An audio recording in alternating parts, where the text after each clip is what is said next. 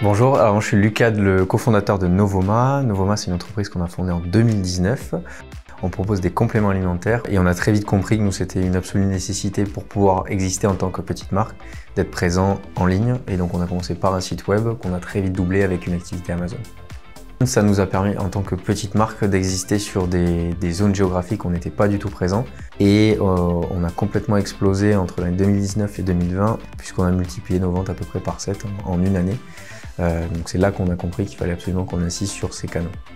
Alors en termes de barrières à l'export, on est toujours confronté à un manque d'harmonisation des normes, notamment sur le complément alimentaire, ce qui est compréhensible parce que ça reste un produit alimentaire santé, mais pour autant il n'y a aucune harmonisation de la réglementation entre les pays.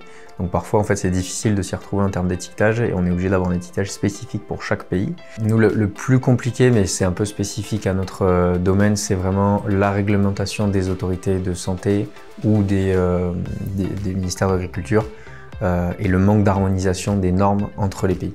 Donc c'est vraiment ce qui est le plus compliqué à gérer, puisque un produit qui peut être formulé correctement dans un pays ne va pas être accepté dans un autre pays. Et le second point qui pour nous peut être un blocage, c'est la problématique de la gestion de la TVA. C'est une réalité au quotidien, il y a beaucoup d'éléments qui relèvent du déclaratif et du statistique dans la partie TVA, qui sont parfois difficiles à comprendre, et on a des obligations aussi pour lesquelles on n'est pas forcément au courant dès le début.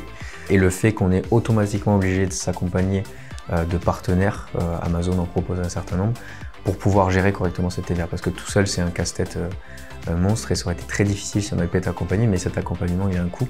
Alors si je devais parler à un représentant français au Parlement européen, je lui demanderais d'essayer d'harmoniser au maximum la réglementation dans mon secteur spécifique du complément alimentaire et d'aligner les normes en fonction des pays, faciliter aussi la gestion de la TVA intracommunautaire